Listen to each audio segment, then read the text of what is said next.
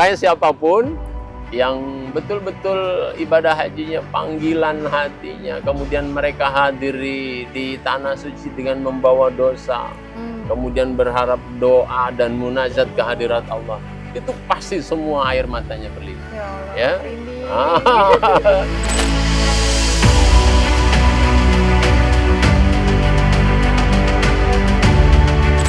Innal hamda wa ni'mata laka wal mulk la syarikalah. Jadi hanya ingat kepada Allah, hanya pasrah kepada Allah, ya, berserah diri kepada Allah, segala tujuannya hanya kepada Allah, ya, lain tidak.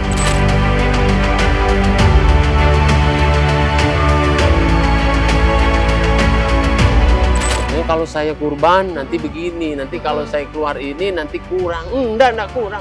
Paliyazat.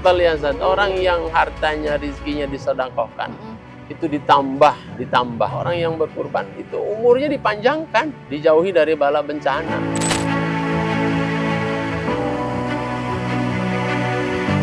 Kurban itu asal kata dari qoroba, mendekat. Mendekat kepada siapa? Mendekat kepada Allah. Allah nggak lihat kambingnya, Allah nggak lihat sapinya, tapi Allah lihat keikhlasan kita dan ketaatan.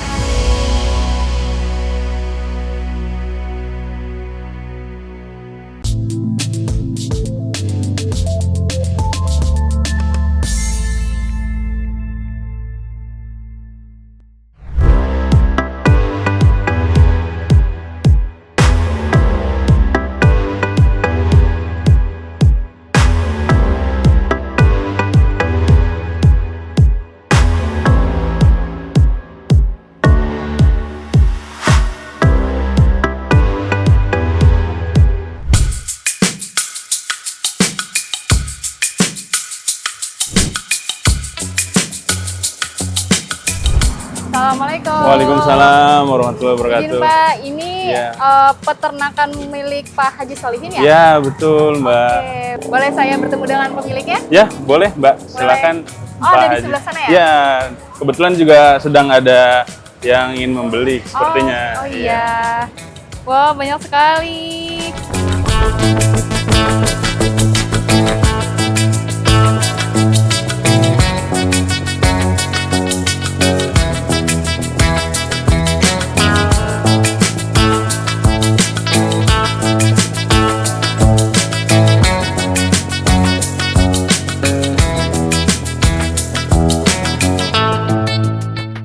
Bismillahirrahmanirrahim. Assalamualaikum warahmatullahi wabarakatuh. Halo RJ setia, berjumpa kembali dengan saya Ayuni Hanifah sebagai host di RJ Pro. Unjuk bicara bukan sekedar bicara.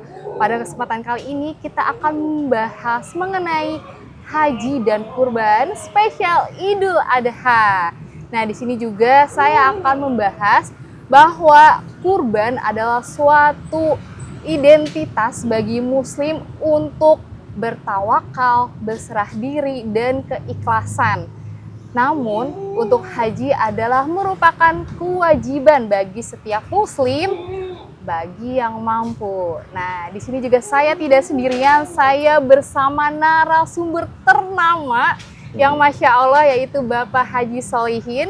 Assalamualaikum warahmatullahi Pak. Assalamualaikum warahmatullahi wabarakatuh. Gimana Pak, sehat? Alhamdulillah baik. Rada pilek-pilek dikit. Pilek-pilek. Semoga cepat pulih ya Pak. Amin, terima kasih doanya. Sekarang kesibukannya apa Pak? Alhamdulillah nih, di samping ngajar ya, majelis ta'lim, ada kegiatan-kegiatan majelis, juga melayani jamaah yang melaksanakan ibadah umroh. Karena sekarang musim haji, jadi umrohnya di pending dulu, nunggu musim haji. Dan alhamdulillah sekarang nuansa kurban, udah masuk bulan haji. Oh iya. Wah, ini kambing-kambing ya di belakang kita. Ini milik Bapak ya Pak? Alhamdulillah. Alhamdulillah. Pak, ngomong-ngomongin tentang haji nih Pak. Nah kan haji itu adalah wajib bagi muslim untuk yang khusus yang mampu gitu ya Pak ya. Nah tapi bagaimana misalkan ada orang yang mampu tapi dia emang sengaja nggak mau untuk berhaji gitu, atau bahkan ya udahlah haji tuh kayak konotasinya sama aja kali kayak umroh. Nah itu gimana menurut tanggapan Bapak? Hukum wajib bagi yang mampu, maka dia wajib melaksanakan. Nah, Jadi tidak ada tawaran. Jadi bagi yang mampu, misal sekarang kan reguler itu dengan setoran awal ya 25.500.000 sekian lah. Kemudian nunggu waktu dari reguler itu. Bagi mereka yang beruang, bukan beruang ya, bukan beruang, karena beruang kutub lagi Pak. ada kesempatan haji yang haji plus, ini kan difasilitasi oleh pemerintah. Maka dengan demikian dia bisa melaksanakan haji. Itu nikmat kok bagi orang yang betul-betul, apalagi sudah meyakini bahwa haji itu panggilan Allah dan balasan haji sangat besar. Ya, laisa jaza, tidak ada balasan. Ya, al-hajjul mabrur ilal jannah, kecuali surganya Allah Subhanahu wa taala. Masya Allah. Berarti emang panggilan Allah ya Pak. Walaupun dia beruang, bukan beruang ya, beruang Iya, gitu. Walaupun beruang tapi nggak ada panggilan dari Allah ya, udah ya Pak, nggak dipanggil sama Allah, nggak bisa haji gitu. Berat bagi mereka itu berat, karena hatinya nggak nyambung ya. Jadi harus Banyak alasan, selalu dulu. banyak alasan bagi orang yang jauh dari Allah itu. Selalu nanti dulu ini dulu padahal itu Beli satu ini kesempatan dulu gitu ya Pak. Itu kesempatan. Haji itu yang nikmat kalau tenaga kita, fisik kita, usia kita masih ya katakanlah 50 ke bawah ya. Itu nggak usah ditunda, punya uang langsung laksanakan. Nanti di sana kan haji itu satu ibadah mal, ibadah harta. Dua, ibadah kolbi ya. Oh iya. Ibadah hati. Kemudian di samping ibadah hati juga ada ibadah fisik. Ibadah yang memang membutuhkan tenaga yang fresh. Karena apalagi kalau kita lihat pelaksanaan ibadah haji saat puncak haji di Armus. Nah, ini sekarang tanggal 7 ya Zulhijjah. Nah, besok tanggal 8 Zulhijjah itu masuk hari Tarwiyah, di mana jamaah haji sudah dipersiapkan untuk menuju Arafah. Ya, nanti tanggal 9 sudah wukuf. Saat dari Arafah kemudian Muzdalifah sampai di Mina itu membutuhkan fisik yang prima. Ya. Luar biasa tuh. Haji itu luar biasa, ya. Harus ada effortnya ya. Harus ada effortnya. Bagi yang kalau nanti usia sepuh itu sangat berat, ya. Ya, bagi mereka yang mungkin dengan haji yang reguler sudah menabung, sudah setoran, kemudian sudah dipanggil dalam posisi yang kondisinya yang sepuh, tapi itu panggilan. Mereka kadang ada yang banyak mengharapkan wafat dan meninggal di tanah suci ya. Betul. Seperti kemarin yang kita lihat dari jamaah Indonesia yang tertua itu 109 tahun ya. Itu Mbah Sembuk ya. Usia 109. Semangat ya. Semangat ya. Mudah-mudahan. Mbak ini sudah haji belum? Belum ya, semoga ya Pak. Udah menjadi hajah ya. Ikhtiar itu doa. Iya ya Allah, Masya Allah. Insya Allah Allah tuh maha murah, ya, maha mudah, maha segala-galanya. Mudah bisa haji. Saya tahun kemarin 2024, alhamdulillah. Semoga hajinya jadi haji mabrur ya Pak. Amin. Untuk ini Pak, hukum haji, seseorang ini berhaji tapi dia tidak puasa, tidak sholat, itu bagaimana Pak? Apakah hajinya mabrur atau tidak gitu? Ibadah haji yang mabrur dia memenuhi syarat. Satu syarat secara syariat, ya artinya terpenuhi dari rukunnya, dari wajibnya, dari sunnahnya, manasik hajinya dikerjakan. Kemudian secara batiniah, dia betul-betul mendekat kepada Allah. Ada yang disebut haji mabrur, itu haji yang sepulang haji dia mendapatkan hal yang disebut dengan baik. Ya, mabrur itu asal kata dari baro. Jadi baik, yang tadinya kurang ibadahnya, kemudian begitu pulang ibadah haji tambah kebaikan. Ya, Yang tadinya sholat jamaahnya malas-malasan, pulang haji dia istiqomah sholat jamaahnya di masjid. Itu salah satu identik daripada orang yang ibadah hajinya mabrur. Nah, bagaimana dengan orang yang berhaji tapi sholatnya males, puasanya ditinggal? Nah, ini Kan rukun Islamnya 5 ya, Iya, Pak ya? ini namanya mengerjakan yang satu tapi meninggalkan yang lain, rukun yang lain. Tidak bisa dipisahkan karena rukun Islam itu ibarat bangunan. Ya, satu bangunan yang terlepas, ya, terpisah, maka tidak utuh, maka rusak dia di dalam. Maka harus kafah, harus betul-betul semuanya terlaksana dengan baik sesuai dengan ketentuan syariatnya. Fondasinya harus 5 ya, Pak ya? Harus 5. Islam. Kalau sekarang kan ibadah haji ini dilakukan di bulan Zulhijjah ya, Pak ya? Iya. Nah, boleh nggak sih Pak kalau haji dilaksanakan selain di bulan Idul Adha gitu? Iya. Haji dilaksanakan di Selain- selain bulan Zulhijjah. Iya. Tidak ada, makanya haji itu, musim haji itu, ya, haji itu hanya 1 tahun 1 kali. 1 tahun. Ya, al-hajju Arafah, ya. Jadi haji itu puncaknya haji adalah wukuf di Arafah, ya. Di situ keistimewaan daripada haji, bagaimana nilai haji saat wukuf. Ya, di mana Allah Subhanahu wa taala menjadikan wukuf di Arafah bagian daripada syariatnya, ada kewajiban, rukun yang tidak boleh ditinggalkan. Karena 9 Zulhijjah itu dari semua jamaah haji yang sakit, yang tidak mampu secara fisik, itu harus dihadirkan pada saat wukuf di Arafah. Kalau saja ada jamaah haji yang tidak hadir wukuf, maka tidak sah hajinya. Maka haji itu pelaksanaannya hanya 1 kali dalam 1 tahun. Kalau umroh itu saban waktu. Saban waktu, Boleh ya. kapanpun gitu Boleh ya, Pak? kapanpun. Ya. Haji hanya 1 tahun 1 kali. Iya.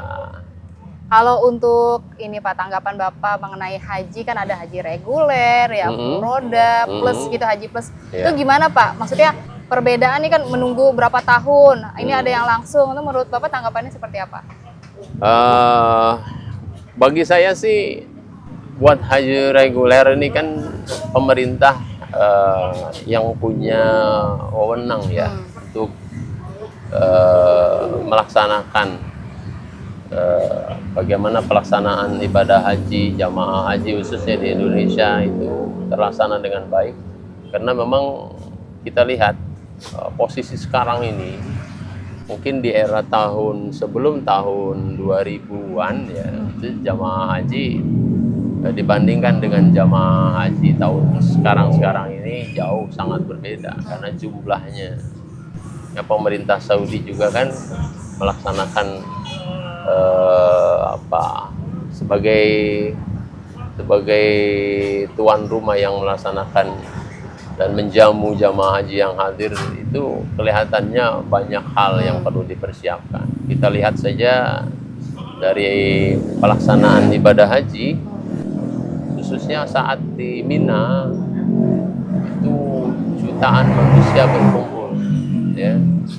Ini dengan makin banyaknya jamaah haji yang ada, ini juga kan bagaimana pelaksanaan haji itu bisa terlaksana agar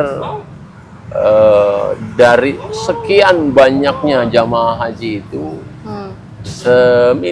seminimal mungkin tidak terjadi semacam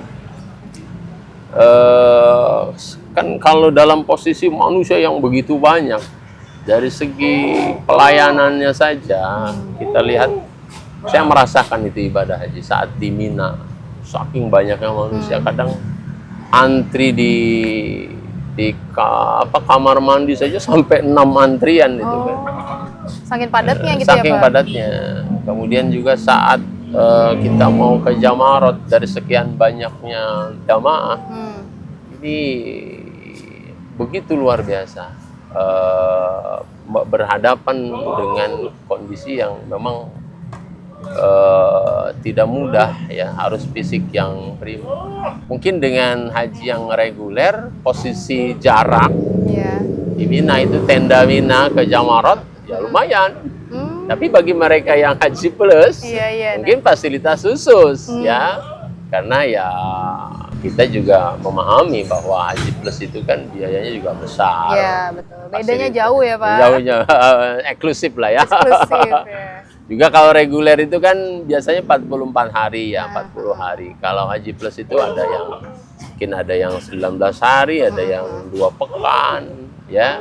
Pada saat yang penting puncak hajinya saja mereka. Ketika itu terpenuhi, selesai pelaksanaan ibadah haji, apakah mereka secara mandiri atau apa, mereka kemudian bisa pulang ke tanah air seperti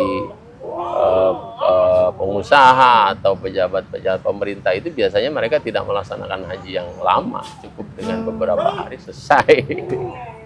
Ya, kita sebagai masyarakat umum, berapapun harinya, bagi orang yang ada hatinya, kenikmatan mereka berada di tanah suci itu merupakan satu dambaan, ya, satu keinginan yang mungkin bagi semua orang yang beriman itu sangat berharap bisa ibadah haji, umroh, bisa tawaf, bisa sa'i, bisa wukuf, bisa beribadah di tanah suci, di berhadapan langsung ya dengan Baitullah di Masjidil Haram, itu di mana nilai-nilai fadilah dan keutamanya sangat besar. Tambah lagi ketika kita berziarah ke makam Rasulullah, makam para sahabat, itu bagi seorang muslim yang mengaku umatnya Rasulullah kebahagiaan tersendiri yang Nikmat ya, Bu ya. yang sangat besar, sangat nikmat. Masya Allah. Makanya siapapun yang betul-betul ibadah hajinya panggilan hatinya, kemudian mereka hadiri di tanah suci dengan membawa dosa, kemudian berharap doa dan munajat kehadirat Allah, itu pasti semua air matanya berlinang. Ya Allah, Ya. merinding. Siapapun pasti yang merasakan kenikmatan ibadah di tanah suci sudah berkali-kali, ingin berkali-kali lagi. Oh iya, lagi terus ya Pak ya, Iya. tiap tahun ya. Tiap tahun. Tapi kebanyakan ada di zaman sekarang ini ada orang yang mungkin mereka jika berangkat haji lama mereka menunggu, kan demikian, sehingga mereka melaksanakan ibadah umroh. Secara hukum, iya. secara hukum mestinya ya niatkan dulu ibadah hajinya, ya, karena hajinya wajib. Iya, betul. Itu hajinya wajib. Kalau mereka sudah bayar ongkos hajinya, nah, artinya kan sudah ada kemampuan dari segi finansial. Ya. Nah, masalah dia nanti melaksanakan haji atau tidak itu terlepas hukumnya. Jadi di luar daripada kemampuan dia. Yang penting dia sudah mampu dana, dia setor ONH. Nah, adapun nanti jadwalnya kapan, itu tawakal saja kepada Allah, tawakal saja kepada Allah. Nanti kalau jika Allah izinkan, ya Allah panggil, maka insya Allah dia bisa melaksanakan ibadah. Kalaupun dia sudah setor, kemudian usianya tidak sampai, maka niscaya ya uangnya nggak hilang, nanti bisa dibadalkan Oh iya. sama keluarganya Dibadalkan. atau ahli warisnya. Bisa itu ya, nyampe ya Pak ya. Insya Allah. Insya Allah. Maka saya ingin tekankan di sini, barang siapa yang punya biaya untuk ibadah haji, store dulu ibadah hajinya. Kalau sudah store dulu ibadah hajinya, ONH-nya disetor, nah kemudian ada rezeki untuk berangkat umroh, silakanlah berangkat umroh. Ini kadang-kadang dia sudah punya kemampuan setor ONH di awal, tapi dia nggak mau setor haji, tapi malah ibadah umrohnya dulu, gitu. Berarti lebih baik mengerjakan haji dulu atau umroh dulu Pak? Bukan lebih baik, Maksudnya jadi untuk- lebih kalau- utama oh, haji utama. dulu. Lebih. Lebih diutamakan haji dulu. Cuma pemahamannya sekarang ini orang haji lama, gitu kan, lebih baik umroh dulu. Padahal yang diwajibkan adalah hajinya, karena pada saat haji umroh itu bisa berkali-kali. Makanya al umroh tu ilal umroti kafaratu lima bainahuma. Dari umroh yang satu ke umroh yang satu itu menjadi kafarat, menjadi penebus dosa. Nah, makanya banyak tuh kan orang yang ibadah haji, kadang kalau musim haji itu biasanya jamaah itu berada pada posisi yang lumayan jauh, pakai bis sholawat lah. Oh iya iya. Kadang-kadang dengan apa suasana biasa. Kalau di Saudi itu kan suhunya sampai 48 ya. Fisiknya harus kuat. Iya, Fisiknya panas harus itu. panas sekali. Capek. Ya, capek. Ini kadang-kadang ada jamaah haji, begitu di awal dia kerjakan sholatnya ke masjid Oke. sampai bolak-balik. Pada Pas saat akhirnya capek, lelah. puncak hajinya akhirnya dia Ya. sudah kehilangan tenaga. Mestinya Sewajarnya gitu ya Pak ya? ya di apa dipesan, diberitahukan. Jangan sampai diporsil dulu ya, sehingga pada saat puncaknya haji itu jangan sampai kurang apa namanya terganggu kesehatannya. Ya umumnya kan jamaah haji itu biasa dalam posisi yang lama juga, suhu yang berbeda. Iya, betul. Ya kalau di Indonesia ya alhamdulillah banyak pohonan. Masih Suhunya ada, paling tinggi alhamdulillah 30 berapa ya? Kalau di Saudi itu 48, Ya separuh Allah. air mendidih. Gerah Separuh air banget itu ya Pak. Iya. Betul. Kalau untuk berihram Pak, Mm-mm. boleh nggak makan, minum, nyisir tuh? Ya, ya. Ada yang disebut dengan larangan umroh, larangan ihram, Ihram. kan, ya. Jadi rukun haji itu ada 6 ya. Rukun umroh itu 5. Satu ya mikot ya berihram, kemudian tawaf, kemudian sa'i, ya, kemudian ditambah dengan kalau dia bukan haji katakan umroh ya tahallul langsung. Tapi kalau haji cukup ditambah dengan wukuf jadi 6. Nah, bagaimana pelaksanaan rukun haji atau umroh tatkala pertama dia sudah berihram? Ada larangan ihram ya. Iya. Larangan ihram itu salah satunya disebut dalam Al-Qur'an fala rafasa wala fusuqa wala jidal ya. Jangan ropas ya. Jangan pusuk, jangan jidal. Jadi melakukan hal-hal yang nyerempet-nyerempet dengan porno aksi ya. Maksiatan, kezaliman, berbohong, kemudian juga berbantah-bantahan itu sangat dilarang dalam haji. Termasuk dalam memperlakukan diri kita sendiri. Ada larangan umroh, gunting rambut, gunting kuku. Kadang-kadang kan ada kan jamaah yang ketika dia sudah ambil mikot, sudah berihram, dia tanpa sadar, termasuk menutup kepala ini tidak boleh. Oh iya. Orang yang haji itu, yang ketika dia sudah berihram, khususnya laki-laki, sudah tidak dibolehkan lagi untuk menutup kepalanya. Kadang-kadang setelah berihram, dia mikot misalnya di Abyar Ali ya, di Bir Ali, kan di bis itu kadang-kadang suka AC mobilnya dingin. Itu dengan kain ihram tanpa sengaja. Ditutup. Nah, ini kadang makanya mutaibnya kadang-kadang pembimbingnya suka sering mengingatkan.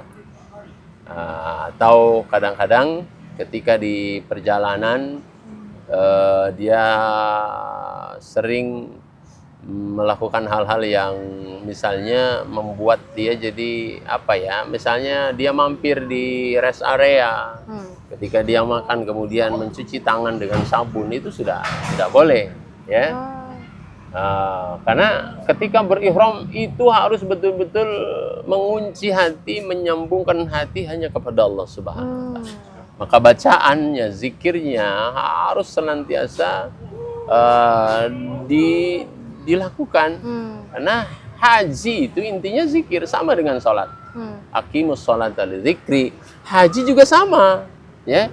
Karena orang yang berhaji ketika dia berpakaian ihram, taubahnya seperti jenazah, ya, yang sudah melepaskan segala macamnya, hanya berpakaian 2 lembar. Udah siap gitu ya, udah Pak? siap.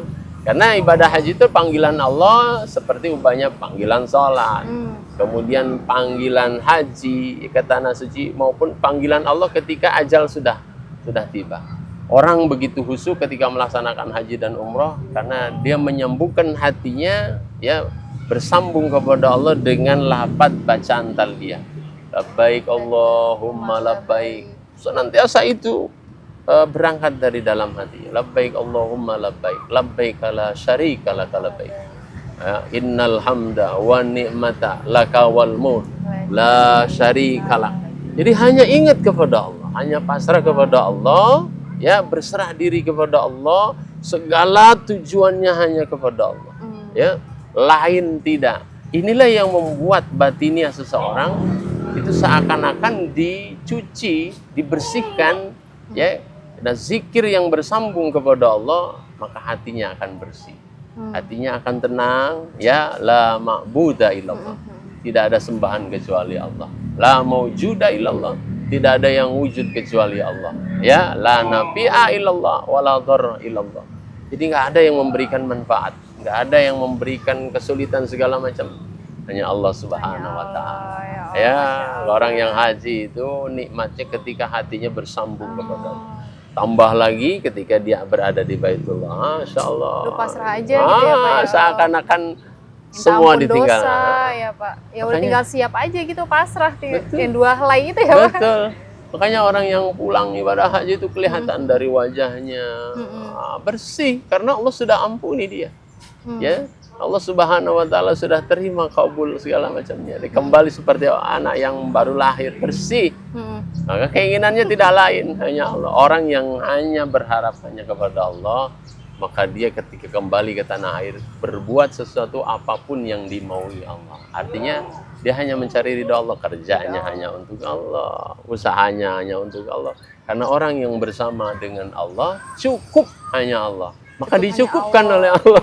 Supaya kita fokus ke Allah ya Pak ya. Yang lainnya tuh dunia udah tersingkirkan. Makanya ada kalimat la ilaha illallah. Tiada Tuhan Merdeka selain dia. Allah. Orang Iya, yang iya. yang sudah bersalik kepada Allah, bukan berarti dia hanya sholat, sujud, zikir. Enggak. Dia bekerja tapi sesuai dengan syariatnya Allah. Nggak nabrak aturannya Allah. Diberikan contoh bagaimana Rasulullah Sallallahu Alaihi Wasallam. Rasulullah ketika berdagangnya karena Allah. Karena Allah. Jadi ya. tidak melakukan hal-hal yang diharamkan.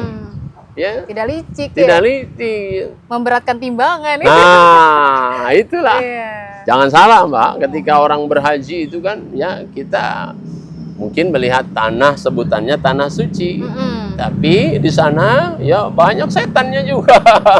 Seperti jamaah haji yang kecopetan. Ada juga ya Pak ya. Ada juga seperti Ya di Allah. surga. Padahal itu haji-haji juga ya, masih orang Iya. jamaah juga gitu. Betul. Surga ada, tapi di surga itu ada setannya juga kan.